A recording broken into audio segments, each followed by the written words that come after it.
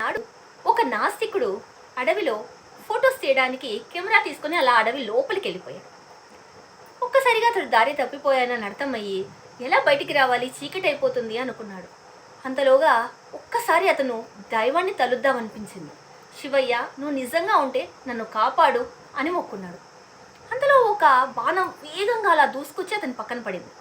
ఎవరా అని చూస్తే ఒక వేటగాడు. అయ్యా, ఇక్కడికి ఏమైనా కుందేలు వచ్చిందా అని అడిగాడు.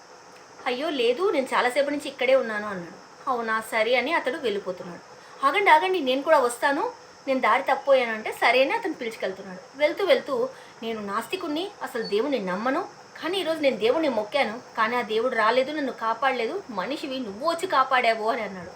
అప్పుడు అతను, అయ్యా అది తప్పు, నేను ఒక పెద్ద వేటగాన్ని, పులులు సింహాలు ఎన్నో సునాయాసంగా వేటాడేస్తాను, అలాంటిది ఒక కుందేలు నన్ను ఈరోజు తిప్పలు పెట్టింది, పొద్దునుంచి దాన్ని వేటాడుతూనే ఉన్నాను కానీ దొరకలేదు, ఇప్పుడు మీ దగ్గర వచ్చినట్టు నాకు కనపడింది, ఇదంతా దైవలీల కాదా, నన్ను మీ దగ్గరికి రప్పించాడు అని అన్నాడు.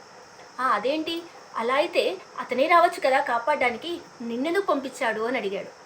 అప్పుడు అన్నాడు అతను, మన హోటల్కి వెళ్తే మనకు ఆహారాన్ని ఎవరిస్తారు, సర్వర్ ఇస్తాడు, అంతేకాని హోటల్ యజమాని ఇవ్వడు కదా, అలాగే దేవుడు కూడా అంతేనండి, ఆయన రాలేడు, ఆయన వచ్చినా మనకు కనపడ్డు, మానవ రూపంలోనో లేదా ఏదో ఒక రూపంలో మనకు ఖచ్చితంగా వచ్చి సహాయం చేస్తాడు, మనకు నమ్మకం ఉండాలి, అది ముఖ్యం, మనం నమ్మితే ఆయన ఖచ్చితంగా మనకు సహాయం చేస్తాడు అని చెప్పాడు.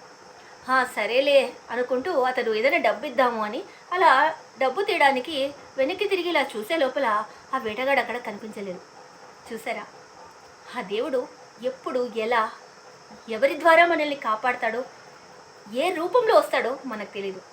మనము దైవాన్ని నమ్మాలి, ఆయన ఖచ్చితంగా మనల్ని కాపాడతాడు, మనం చేసిన మంచి ఎప్పటికైనా మనకు పనికి వస్తుంది.